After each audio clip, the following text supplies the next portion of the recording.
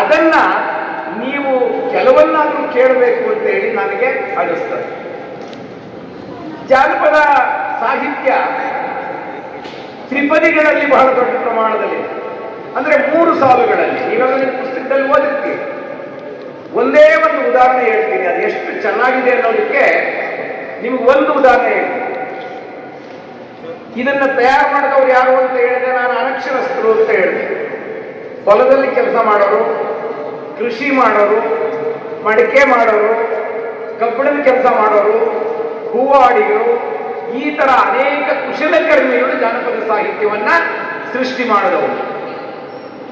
ಅವರಿಗೆ ವಿಷಯ ಏನು ಅಂದ್ರೆ ತಮ್ಮ ಜೀವನವೇ ಅದರ ವಿಷಯ, ತಮ್ಮ ಜೀವನ ಪಾಠ ಅದರ ವಸ್ತು. ಅವರು ತಮ್ಮ ಕಷ್ಟಗಳನ್ನ ಹೇಳ್ಕೊಳ್ಳೋದು ಹೇಳ್ತಾರೆ ಅಂತಂದ್ರೆ ಒಂದು ತ್ರಿಪದಿಯನ್ನ ನೀವು ಕೇಳಿಸ್ಕೊಳ್ಳಿ. ಬಡವಾರು ಸತ್ತಾರೆ ಸುಡಲಿಕ್ಕೆ ಸೌದಿಲ್ಲೋ, ಬಡವಾರು ಸತ್ತಾರೆ ಸುಡಲಿಕ್ಕೆ ಸೌದಿಲ್ಲೋ, ಒಡಲ ಬೆಂಕಿಯಲ್ಲಿ ಹೆಣವೆಲ್ಲೋ, ದೇವರೇ ಬಡವರಿಗೆ ಸಾವ ಕೊಡಬೇಡ ಅಂತ. ಎಷ್ಟು ಚೆನ್ನಾಗಿದೆ ನೋಡಿ. ಇದು ಆವತ್ತಿನ ಕತೆ. ಇವತ್ತು ಬಹಳ ಜನರಿಗೆ ಆ ಪರಿಸ್ಥಿತಿ ಇಲ್ಲ ಅಂತ ಬಹಳ ಜನ ಮಾತಾಡ್ಕೊಳ್ತಾರೆ. ಆದರೆ ಇವತ್ತಿಗೂ ಈ ತ್ರಿಪದಿ ಎಷ್ಟು ಸತ್ಯವಾದದ್ದು ಅಂದ್ರೆ, ಬಡವರು ಯಾರಾದ್ರೂ ಸತ್ರೆ ಅವರ ಶವ ಸಂಸ್ಕಾರ ಮಾಡೋದು ಕೂಡ ದುಬಾರಿಯಾಗಿದೆ ಇವತ್ತು. ಅವತ್ತು ಊರಿನವರೆಲ್ಲ ಸೇರಿ ಎತ್ಕೊಂಡೋಗಿ ಒಂದು ಗುಂಡಿ ತೋಡಿ ಮುಚ್ಚಿ ನಮಸ್ಕಾರ ಹಾಕಿ ಬಂದ್ಬಿಡ್ತಿದ್ರು. ಆದ್ರೆ ಇವತ್ತು ಬೆಂಗಳೂರಿನಲ್ಲಿ ಒಂದು ಶವ ಸಂಸ್ಕಾರ ಮಾಡಬೇಕಾದ್ರೆ ಅದಕ್ಕೊಂದು ಗಾಡಿ ಬೇಕು, ಅದಕ್ಕೆ ಬಾಡಿಗೆ ಕೊಡಬೇಕು, ಹೂ ತರಬೇಕು, ಅದಕ್ಕೆ ಬಾಡಿಗೆ ಕೊಡಬೇಕು, ಅದನ್ನು ಎತ್ಕೊಂಡ್ಬರೋ ಆಟೋದವನಿಗೆ ಬಾಡಿಗೆ ಕೊಡಬೇಕು. ಇಲ್ಲದೆ ಇದ್ರೆ ಹೆಣನ ಅರ್ಧ ದಾರಿಲ್ಲ ಇಳಿಸ್ಬಿಟ್ಟು ಹೊರಡೋಗ್ತಾನೆ. ಏನಾನ ಮಾಡ್ಕೊಂಡ್ರೆ ನಮ್ಗೆ ಗೊತ್ತಿಲ್ಲ. ಇನ್ನು ನೀವು ಸ್ಮಶಾನಕ್ಕೆ ಹೋದ್ರೆ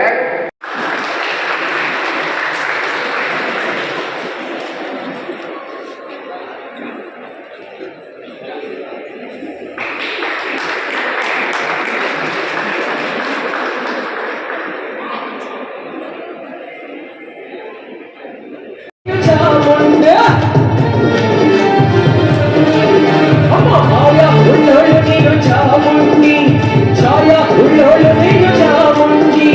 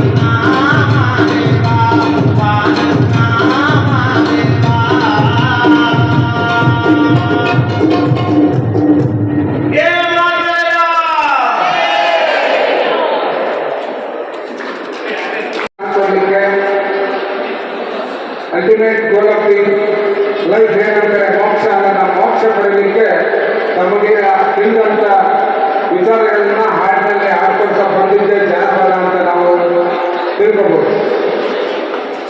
ನಮ್ಮ ಗುರುರಾಜ್ ಹೊಸಕೋಟೆಯವರು ಹಲಗೆ ಬಳಪಕ್ಕೆ ಹೆಚ್ಚು ಕೆಲಸವನ್ನು ಮಾಡಿದಂಥವ್ರು. ಜಾನಪದ ಪ್ರಾಕಾರವನ್ನು ಇಟ್ಕೊಂಡು ಅವರು ಸಾಕ್ಷರತಾ ಏನು ಸರ್ಕಾರದ ಕಾರ್ಯಕ್ರಮ ಆಯಿತು, ಸಾಕ್ಷರತಾ ಕಾರ್ಯಕ್ರಮ ಮತ್ತು ಕುಟುಂಬ ಯೋಜನೆ ಕಾರ್ಯಕ್ರಮಕ್ಕೆ ಸಂಬಂಧಿಸಿದಂಥ ಹಾಡುಗಳೇ ಒಂದು ಹೆಚ್ಚು. ಅವರ ಹಾಡುಗಳೆಲ್ಲ ಸತ್ಯಕ್ಕೆ ಹತ್ತಿರವಾದದ್ದು, ಜೀವನಕ್ಕೆ ಹತ್ತಿರವಾದಂಥ ಹಾಡುಗಳು. ಜಾನಪದ ಪ್ರಕಾರ ಜೀವನಕ್ಕೆ ಹತ್ತಿರವಾದಂಥ ಪಾಠವನ್ನು ಕಲಿಸ್ತಕ್ಕಂಥದ್ದು. ಇವತ್ತಿನ ಯುವ ಪೀಳಿಗೆಗೆ ಯಾಕೆ ಅದು ಗೊತ್ತಾಗ್ತಾ ಇಲ್ಲ ಅಂದರೆ ಅದರ ರುಚಿ ಗೊತ್ತಾಗಿಲ್ಲ.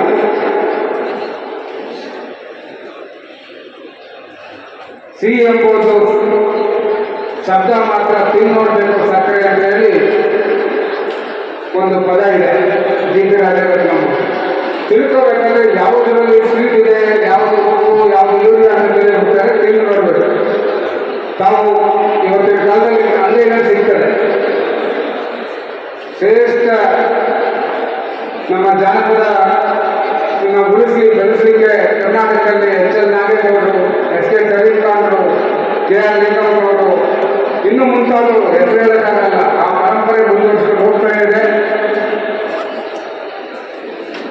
ತಾವು ಇಲ್ಲಿ ಕಾರ್ಯಕ್ರಮ ಮಾಡಿ ಹಾಡೋದಕ್ಕಿಂತ ನಮ್ಮ ಸಂಸ್ಥೆಯ ಮಕ್ಕಳಿಗೆ ಒಂದು ಕಾರ್ಯಾಗಾರವನ್ನು ಮಾಡಿ ನಿಮ್ಮಂಥ 10 ಜನರನ್ನು ನಾವು ಇಲ್ಲಿ ಹುಟ್ಟಾಕಬೇಕು ಅಂತ ಹೇಳಿ ನಾನು ನಿಮ್ಮಲ್ಲಿ ಮನವಿಯನ್ನು ಮಾಡ್ತಾ ಇದ್ದೀನಿ. ಎಜುಕೇಷನ್ ಸೊಸೈಟಿಯ ಮ್ಯಾನೇಜ್ಮೆಂಟು ಬರೀ ಅಕಾಡೆಮಿಕ್ ಓದೋದಲ್ಲ, ಸಿಲೆಬಸ್ ಓದೋದಲ್ಲ, ವಿದ್ಯಾರ್ಥಿಗಳ ಸರ್ವಾಂಗೀಣ ಬೆಳವಣಿಗೆಗೆ ಸಾಹಿತ್ಯ ಪ್ರಕಾರ, ಕ್ರೀಡಾ ಪ್ರಕಾರ ಎಲ್ಲ ಚಟುವಟಿಕೆಗಳ ಪರಿಚಯ ಇರಬೇಕು ಅನ್ನೋ ದೃಷ್ಟಿಯಿಂದ ನಾವು ಎಲ್ಲ ಸಂಸ್ಥೆಗಳನ್ನ ಇಲ್ಲಿ ಬರಮಾಡಿಕೊಂಡು ಇಲ್ಲಿ ನಾವು ಹುಡುಗರಿಗೆ ಜೀವನವನ್ನು ಪರಿಚಯ ಮಾಡ್ತಕ್ಕಂಥ ಕೆಲಸವನ್ನು ಸದಾ ಮಾಡ್ತಾ ಇದೆ. ಮುಂದೆನೂ ಈ ಕಾರ್ಯಕ್ರಮಗಳನ್ನು ಇಲ್ಲಿ ನಡೆಸಿ ನನ್ನ ಅಭಿಲಾಷೆ ಕಲಿತು ನಾವು ಪ್ರದರ್ಶನ ಮಾಡೋದಕ್ಕಿಂತ ಆಸಕ್ತರಿಗೆ ಇಲ್ಲಿ ಕುಳಿತಿರ್ತಕ್ಕಂಥ ವಿದ್ಯಾರ್ಥಿಗಳ 10 ಜನ ಏನಾದರೂ ಈ ಕಲೆಯನ್ನು ಕಲಿತು ಮುಂದುವರಿಸೋದಾದರೆ